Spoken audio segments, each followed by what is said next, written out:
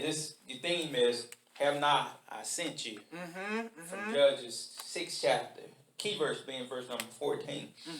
I want to read all of the verses, and then we'll get into it. All right.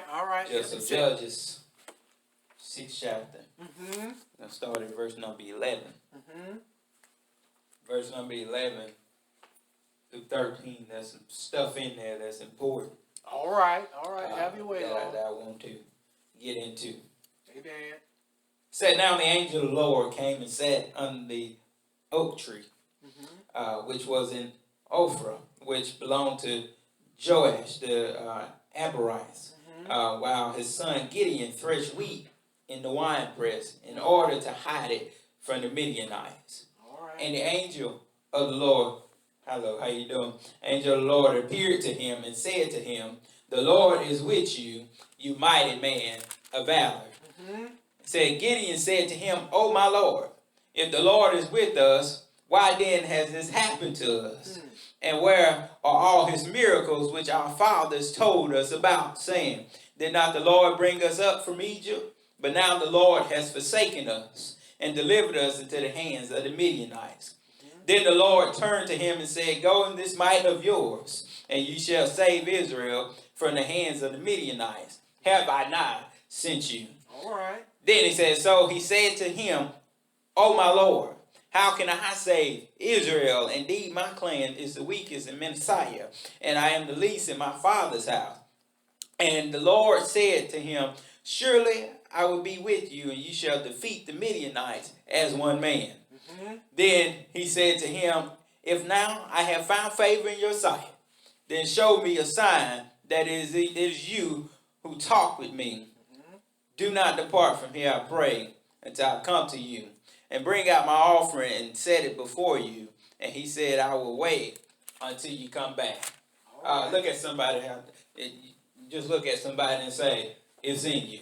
It's in you. It's in you. It's in you.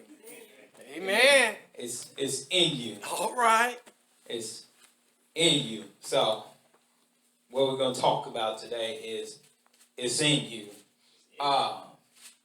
Back in about 1914, they had a war going on called World War I. There was a man on a poster by the name of Uncle Sam. Uncle Sam would be pointing at the people saying, I want you. All right. I understand that sometimes it's hard to believe that with the mess that we are, that God can use us. All right. I know it's hard to believe sometimes that being where you come from, you didn't come from the best side of the track. You're wondering how can God use me?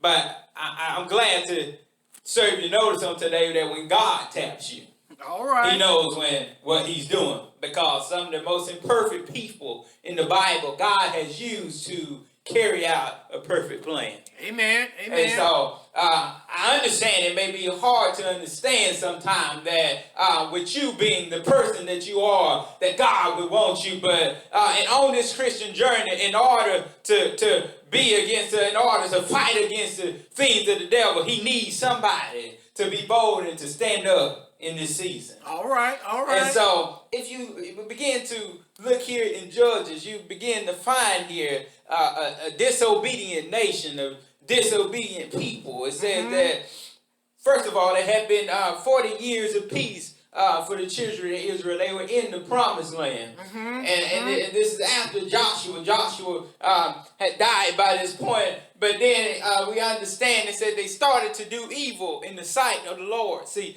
some of us are the same way.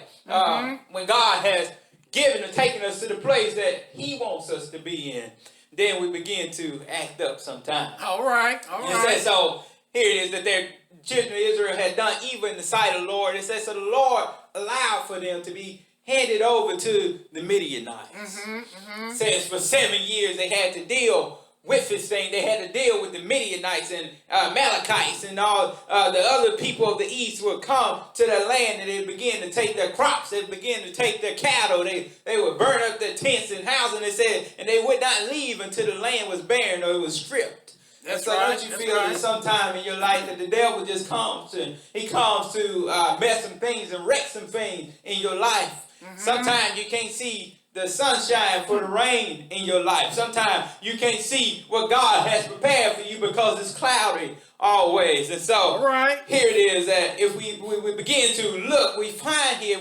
Gideon in a wine press. I'm going to help somebody out on today. So this first point is stop hiding. Yeah, all right. Stop hiding. See, I understand that the devil wants you to live in fear, but the Bible declares that God has not given us the spirit of fear. He said, but a love, of power, and of a sound mind. So here it is. We understand. If you look at Gideon, you would know why Gideon is hiding on today. It says the Midianites had about 135,000 people. And if you begin to think about this, I can understand that a lot of us have faced some things in our life. A lot of us have faced some giants and some obstacles that have made us want to go and hide. But aren't you glad that you still got somebody on your side? Amen. Amen. So here it is in the wine press. Gideon is threshing wheat. You understand this ain't the most ideal place to do that. Amen. Because you wanted to be above ground, because you want the wind to catch the grain to be able to blow away the shaft. So here it is. He's in a wine press. A wine press is just a large hole that's in the ground. So that's covered by rocks, surrounded by rocks. And so here he is working in a wine press trying to thresh wheat. But I also want to point something out to you because it's something important in here. All right. So Gideon is hiding for the Midianites. But here it is, God sent somebody to meet him where he is. All right. See, I understand that sometime in your life you've been hiding for some things. You thought that God has forgotten about you. You thought that God had left you, but he had been standing there all the time. So here he is in the wine press. Not only is he in the wine press, but he's underneath an oak tree. You understand what an oak tree is. An oak tree is just a large tree, and it has very long limbs. It kind of hangs low sometimes, and God offers you a lot of shade and protection. So here it is that I understand he feels protected in this moment because he's down in a hole, surrounded by a tree. All right. When you thought God had left you, he was covering you the whole time.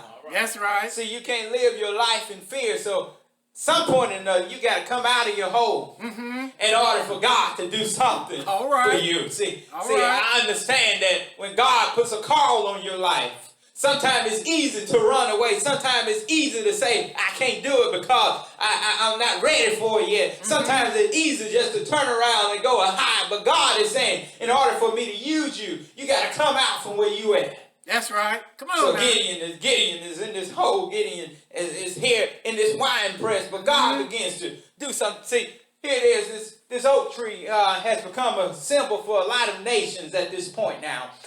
If you begin to do your research, the oak tree is a symbol of strength. There's a symbol of resilience. So here it is that God knows what he's doing on today because he begins to talk to Gideon. We'll come back to the oak tree later. He begins to talk to Gideon on today. And he says that as the angel of the Lord sits down, he begins to say, he said, the Lord appeared to him and said, the Lord is with you. You mighty man of valor. All right. So the second point is God chose you. See, you cannot tap yourself, but God chooses you. He pulls us, he tugs on us to let us know that I want to use you on today. And so here it is. It says, as the angel begins to talk to Gideon, I imagine Gideon is trying to figure out why is he talking to him, because he didn't see none of those characteristics in himself. All right. Sometimes you got to encourage yourself on today when nobody else will encourage you. That's right. I'm glad I got somebody behind me who pushes me, that tells me that I'm good enough when people say I'm no good. I'm glad I got somebody behind me when the world say give up. God said just step up on today. I'm glad I got somebody that's encouraging me on today. All right. I don't know about you. I don't know if you ever been in some wine presses in your life. I don't know if you ever been to a point where you felt like you were less than a man or less than a woman. I don't know if you ever been to a point where you don't know how you're going to provide for your family. All right. I don't know if you've ever been to a point where you've been fighting to keep your job. I don't know if you've been to a point where you've been fighting to keep your family. I don't know if you've been to a point where your kids are acting up and you've been trying to keep the devil from taking them in. I don't know if you've ever been to a point where you feel like nothing is going right in your life. All you right. feel like bill collectors are calling. I don't know if you've ever been to a wine press in your life. Come on now. Don't you know it'll make you ask some questions? Yes, sir. Yes, sir. But God is saying that when people have told you that you're nothing, when the devil has told you to give up, when the devil has told you to throw in the towel, God is saying, go ahead and step up like Gideon on today. Yeah. Say, I understand. He said, wave your white flag. But Uncle Sam, just like God is, he's saying, I want you. Yeah. On today, don't quite give up. Yeah. So I understand that the devil has told you you ain't worth nothing. But God is saying, don't throw in the towel yet. Yeah. He said, but hang on in there. Come on out of the wine press on today. All right. Because it's in you. All right. So as he begins to sit here, the angel just encourages Gideon. He begins to say, you mighty man of valor. Why? Mighty just means great power. Valor means having resilience, having courage in the face of danger. Watch this. See, a lot of us are cowering down and scared of the devil because he seems bigger than us. A lot of us have cowered down because obstacles have presented themselves. But God begins to say, he said, if it had not been for the Lord who was on our side. All right. You go to David. David said, tell me, oh Israel, where would you be on today? See, I understand that. My problem have told me that it's bigger than me. That I understand people have told me that you're going to be out for the count. I know somebody has told you when the doctor gave you a bad diagnosis that you might as well just give up. I know somebody has told you that when people have said you might as well not even worry about it because don't even worry about going back into the job because they don't appreciate you anyway. Yeah, God is so dangerous. You got to know that it's in you on today. See, when you can't encourage, nobody else will encourage you. Just go to God and find some, open up your book, and I bet somebody will encourage you on today. Yeah. It's in you.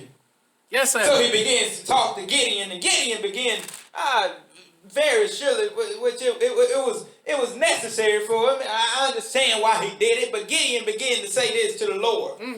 See, the Lord was telling Gideon something about himself, but Gideon started worrying about other people. All right. Watch this. You can't worry about what God has done for other people. Yeah. But you got to know for yourself what he can do for you. That's it. See, God was encouraging Gideon, but Gideon starts talking about what his mama and everybody else started saying. All right. All right. See, a lot of people have been talking about what God didn't do for mama, what God did do for mom and daddy, but God is saying, what did I do for you? Today. I'm not talking about your mom. I'm not talking about your daddy. I'm talking about you on today. Yes, sir. See, when God issues a call, he don't issue the call to nobody else because they can't stand for you. All right. All but right. he goes to the source and tells them what he wants them to do. Yes, sir. See, you've been allowing things to invalidate what God has already validated. All right. You've been letting things stop what God has already put a period on. See, why are you putting a question mark in the place of the period? Because God has already answered the question on today. All right. So he begins to say, Gideon said to him, oh Lord, oh my Lord. Yes, sir. He said, if the Lord is with us, he said, then why has all of this happened to me? All right. I want to point something out because Gideon forgets what the nation did to be in that situation. All right. All right. You cannot expect to do bad and not expect any consequences. Yes, sir. See, God has to chastise us just like our parents had to chastise us. So you can't expect to do wrong and expect good. Go ahead. So he begins to say, he said, why then has all of this happened to us? All right. And then not only that, he began to go a little bit further. He said, then where are all the miracles that I heard my fathers told us about? And did not the Lord bring us out from Egypt? But now the Lord has forsaken us and delivered us into the hand of the Midianites. So he began to say, I want to know about these miracles. I want to see these miracles that they told us about. When God parted the Red Sea, when he provided manna in the wilderness. All right, all right. I want to see these miracles that they told us about because it obviously haven't been happening for us. Yeah. Don't you understand that when God, you don't see it right then God can work and he can do some things in your life. See, God was trying to tell Gideon, look, if you would just allow me, I can do those same things through you. Yes, sir. See, I want to let you know, God didn't stop operating over 2,000 years ago. He didn't stop with the lame and the blind. He didn't stop with the one with the issue of blood. All right. He didn't stop when somebody couldn't walk. He didn't stop at the pools of Bethesda, but all right. he's still working here, even in Palmer's on today. Yes, sir. Yes, sir. He's still doing the same thing. See, God chose you. He's not talking to everybody else, but he's talking to you. All right. See, God had a response to, the angel of the Lord had a response to what Gideon was saying. Mm-hmm. He said, look, I don't need much. I don't require much. Because Hebrews tell me that faith is the substance of things hoped for, evidence of things not seen. He said, yes, sir. So I understand right now you don't think you got much power in you. I'm asking you to operate in anybody else's stuff. All but right. what I bless you with, I want you to operate in that. Yeah. See, some people think that they don't have the tools. But God has already blessed you with more than enough. All right. See, the thing that you've been waiting for, the thing that you've been looking for is already on the inside of you. Yes, sir. See, you may not require somebody who's aggressive in this season. All right. He may need somebody who's calm and collected, somebody who can negotiate and can handle some things. See, all the time, he don't need a warrior to do things for him. Yes, sir. See, David didn't need nothing but a slingshot and a rock and a Go ahead now. in order to slay a giant. He didn't need much to operate because when he told Saul, he began to tell him, he said, look, I can't operate in your stuff. I can't operate with your equipment because he said, it does not fit me. See, you got to know sometimes that people's expectations does not fit you. All right. What God has not equipped you with will not work on today. All right. See, God has already prepared. He's already fitted you. He's already equipped you where he wants you to operate with. Yes, sir. See, he needed Gideon not to operate in somebody else's faith, but he wanted him to operate in this might. He said, in this might of yours. See, he said, I'm not requiring much on today, but you already got the tools that's needed to fight against the Midianites.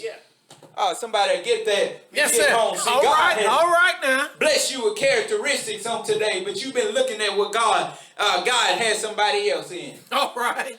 See, if everybody had the same gift, everybody had the same characteristics, then we wouldn't be special on today. God, we wouldn't get nothing done because we always clash. Right.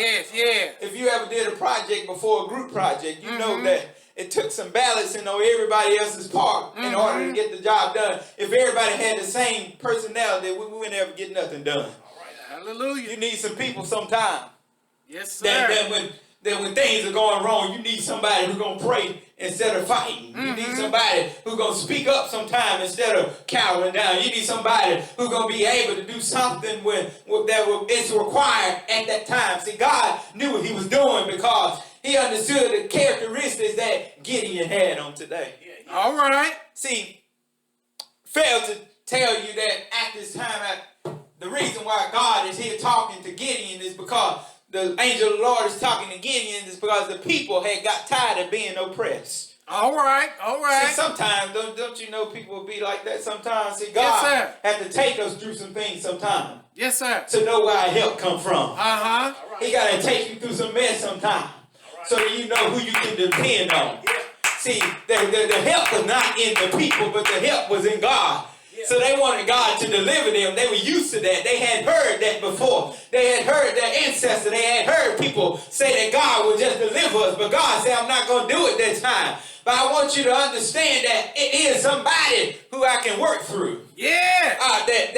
That can come through right on. See, God wanted to just show them their power on today. See, they didn't know what God was doing. When they prayed, God did not comfort them. He sent them a person to tell them what they had did wrong.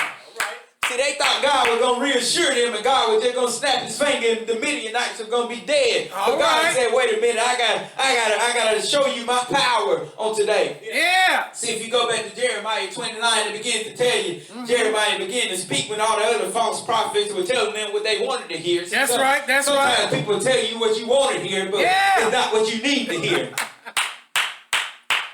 So he began, in Jeremiah began to say, he said, look, the Lord told you you're going to have to go in abundance. He said, you're going to have to go into captivity. He said, but after this, he said, after you come out of this, your heart shall be turned to God. Yeah. He said he gonna hear what you got to say. He said, for I know the plans Uh-huh. that I have for you. That's it. Thoughts of good and not of evil to give Yes, you sir. Yes, sir. expected end. See, all the time that you go through stuff is not to destroy you, it's not to tear you down, but it's to make you better and know where your help comes from. See? Yeah. See, I go to the store when I need some food. I don't try to get it at home. I go to the store. I don't sit there and starve. All But right. I go where the help is at. Yeah. I don't stay at home because I understand that if I don't get it, that sooner or later, without it, I end up dying. See, Yes, sir. you Yes, gotta sir. understand that you've been thinking that you've been going through things and it's in vain, but God is saying you're going through it because I want you to know where your help comes. Yeah. Your help comes from. See, you gotta go back to the old landmark every now and again. Uh-huh. See, I begin to look at this. See, we're looking at our circumstances and forget what God can do. See, because Gideon had not seen the results, he thought that God could do miracles. But that needed to be something on his part for God to begin to work. There needed to be some action on his part for the miracles to happen. There needed to be some action on his part. There needed to be some faith on his part for some stuff to start happening in his life. All right. See, All you've been right. expecting God just to come through for you, but God is saying, I need some action on your part. That's right. That's right. Faith is an action word. Yeah. Faith requires action. It does not require passivity, but it does not require you to be passive, but it requires you to put some things into action. See, Yes, sir. I can't be reactive all the time, but I got to be proactive and work when God tells me to go. Yeah. So he begins to say, see, God wanted to tap into the potential that was on the inside of Gideon, but he needed Gideon just to be willing on today. Yes, So yes. here he is breaking Gideon down. Here he is talking to Gideon. He said, just go in this might of yours. He said, and you shall save Israel from the hands of the Midianites. Have I not sent you? All right. That verse says a lot. Have I not sent you?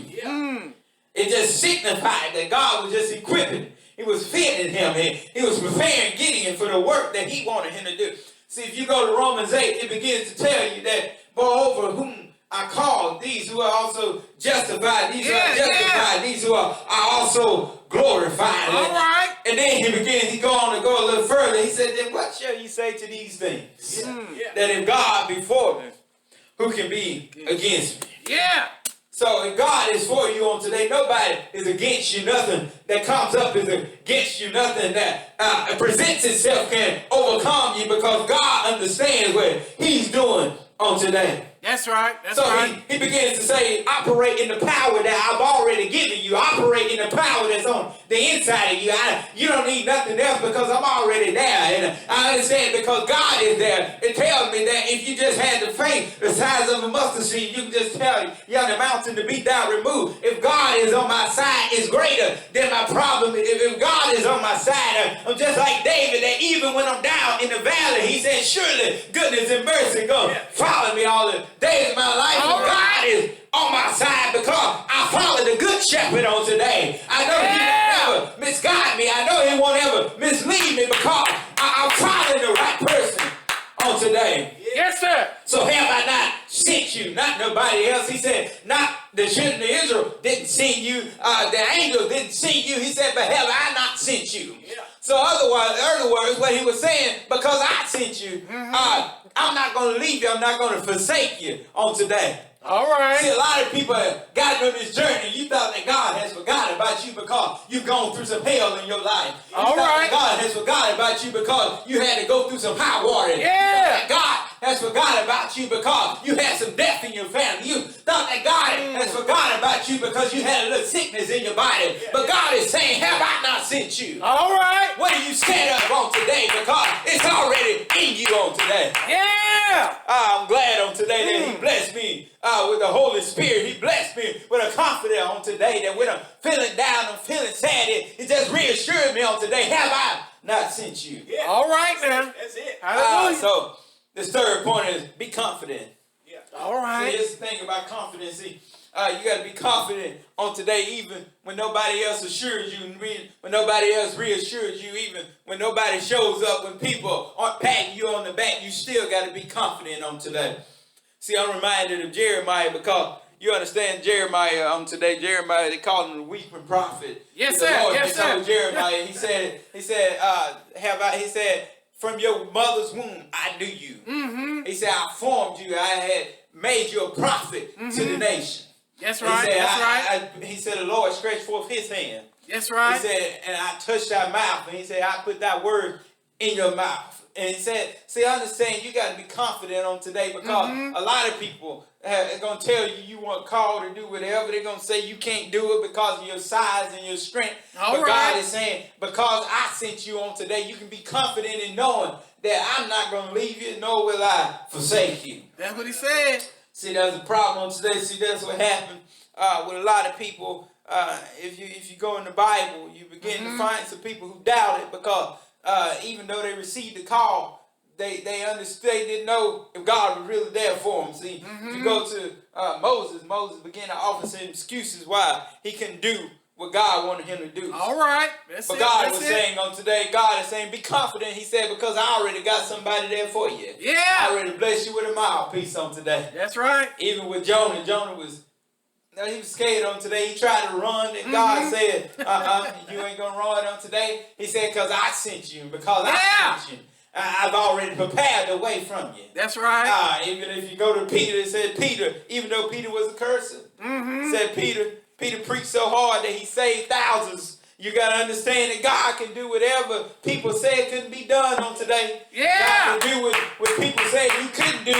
God understand. You got to understand, because God is on your side. You got to be confident that He'll give you, God, He'll bless you on today. Yes, He will. See, here it is. That even when people bring up the bad stuff in us, God is saying, I'm gonna bring up the good. So, like I said, a lot of people God used in the Bible, they were imperfect. He used Abraham, he used Moses, he used David, a man who slept with somebody's wife. He used Paul, a murderer. He used Peter, a cursor. He used Matthew and Zacchaeus. So all of these people that people said were no good, God is saying, I understand what they said about you. I understand that you lost hope on today, but there's some good on the inside. Yes, sir. Yes, sir. Yeah. So here it is, Gideon. Gideon starts to offer excuses as to why he was unqualified on today. He begins to say, he said, my clan. He said, here it is. He said, so he said unto the Lord, he said, how can I save Israel? My clan is the weakest. He said, not only that, but he said, I am the least in my father's house.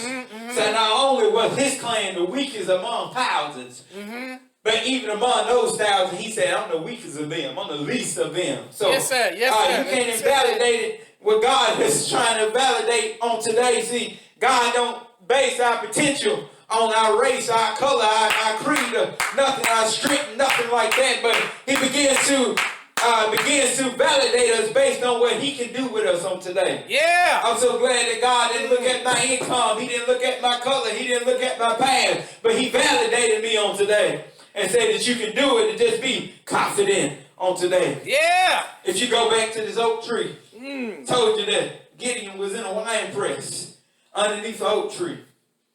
I want to tell you something about the oak tree. The thing about the oak tree is that the oak tree grows from an acorn. Watch this. The small thing that falls from the tree. There's a big thing that's locked on the inside of it. All right. There's something big on the inside of it waiting just to sprout out. So God is trying to tell you on today. See, he was signifying something to Gideon. He said, Gideon, you've been hiding underneath this powerful thing for so long you didn't even know about it. All right. He said, I imagine that Gideon just saw these oaks fall every day. He really didn't pay attention because he was too busy doing what he wanted to do. Yeah. He was too busy trying to weep and too busy trying to guard what God had blessed him with already. See, he was too busy he was focusing on the small stuff inside of the wine press that he couldn't appreciate what God was blessing around him. See, watch this. See, a lot of us are too busy focusing on our stuff. A lot of us are too busy focusing on our situation. Yeah. A lot of us are too busy in our wine presses trying to focus on things, the material things. And we're missing what God has blessed us with around us. And God is saying, I understand that you've been trying to protect your grain. You've been trying to protect your income. You've been trying to protect your family. You've been trying to protect all of these material things. He said, but there's been something bigger going on around you this whole time. All right. See, watch this oak, this acorn falls from the tree. And as it falls from the tree, it begins to sprout sometime. It takes about 4 to 6 weeks. It begins to sprout. It begins to come out of that acorn. And eventually, it said this acorn, these roots, they get down into the ground. They got what they call tap roots. These get some large roots, so it begins to tap down into the ground, and eventually this thing will begin to grow. This small thing begins to grow into something so much bigger. Not only is it bigger, but it begins to live for a long time. That's right. Watch this on today. This acorn, this oak tree grows from an acorn, a small thing, something that was once insignificant on this big tree. Falls down into the ground. It begins to grow because it's watered and it's fertilized, and it begins to it does not rely on anything else except the environment. It does not rely on man to water. It does not rely on man to do anything for it. But it relies on the thing that God has already prepared. Yes, sir. Oh, you'll catch that when you get home. Yes, See, sir. you have been worried about what man have said about you. You have been waiting for man to validate you. All right. You've been waiting for man to water you. But God is saying, don't worry about that, because the things that you need has already been prepared for you. So the thing that they need, this acorn needs to grow, is already in the environment. The only thing that it needs to do is to be shielded from some things that's in the environment. See, there's some creature that wants to come and to take that acorn and run off with it. And it'll never grow as long as it gets attacked. But as long as God is protecting you, there's some people going to want to attack you. There's going to be some people who want to stunt your growth. There's going to be some people who want to keep you from growing in the environment. But God is saying, I've been shielding you. I've been protecting you this whole time because I wanted you to do something for me. And I want to see you grow on today. See, God was not going to allow for Gideon to die on today because he had some potential. He had some things that he wanted to do. It tells me that Gideon was a judge for 40 years on today. And not only was he wasn't just a judge, but if you begin to go further into some other chapters, it tell you that Gideon wanted to go into war with 32,000 people. But God began to break this thing down on today. God said, I can't have them on today. He said, all the men who still skeptical, he said, go home. The men went home and said, then the ones who didn't drink the water right, God said, I can't use them either. So he got down to 300 people. And he did something that was amazing on today. He said he began to tell them to just break some jars and begin to make a lot of noise. He said the Midianites began to attack and kill themselves. That's right. He said, I understand this thing that God has been trying to cultivate, this thing that God has been trying to shield and protect. You're now able to grow into what God has called for you to be on today because it was already on the inside of you. So here it is on today. See, this oak tree can live to be 200 or 400 years old. Sometimes it can live more than that. See, somebody has said you were going to die on today, but God said you're going to live. See, the thing that was on the inside of you is ready to come out as long as you, this fourth and final point, as long as you accept the challenge. See, if you go back to this post of what Uncle Sam was saying, Uncle Sam said, we need you on today. Not nobody else. He didn't say, we need y'all, we need us. He said, I want you on today, which was an individual message. He was not talking to everybody else in the United States, but at that moment when you're looking in the mirror, when you're looking at that poster, he was talking to you. God is saying the same thing. God is saying, I'm not calling everybody else. I'm not calling the prophet. I'm not calling the bishop. I'm not calling you, but I'm talking to you. When you look in the mirror, and God speaks to you, he's not talking to everybody else around you. He's not talking to mom and dad and sister and brother. He's talking to you on today. So the things that you've been running from, the things that you've been trying to avoid, the things that the devil told you could not do, God said, all you have to do is accept the challenge. Gideon accepted the challenge on today because he was reassured that what he needed was on the inside of him. He told the angel, he said, just wait here. He said, wait here. Don't leave just yet. He said, I want to see if I found favor in your sight. I want to see if you can show me a sign on today. Surely enough, he said that The angel did. Mm-hmm. So he took the meat, he took the unleavened bread, he laid it down on the rock, poured some broth in it. Mm-hmm. So the angel put out the end of the staff. Mm-hmm. He touched it, fire rose up. Mm-hmm. Consumed the meat, consumed the unleavened bread. Mm-hmm. Said, and then he disappeared out of the sight. That's right. But God issued Gideon a promise on today. He issued Gideon a promise. He issuing you a promise and saying it's in you already. He said, I'm going to cover you, Gideon. If you go down to verse 23, it begins to tell you that then the Lord said to him, peace be with you. Do not fear. You shall not die. That's right. I understand you've been hiding in your wine presses. I understand you've been shaded and trying to find covering under a tree. You've been trying to find comfort in a lot of things. You've been trying to find comfort in people and in different devices and different things. But God is saying, it's already in you. That's right. I already got you on today. I'm covering you. I got your back. Mm-hmm. If you would just believe in God, Mm-hmm. it's already in you. You don't need validation from anybody else. On today, I understand that people say you may not have gone to amount to anything. They may have said you weren't going to be nothing. Mm-hmm. But God is saying, you don't need that. You don't need reassurance from them, but it's already in you. All right. Amen. Amen. That's it. We're done on today.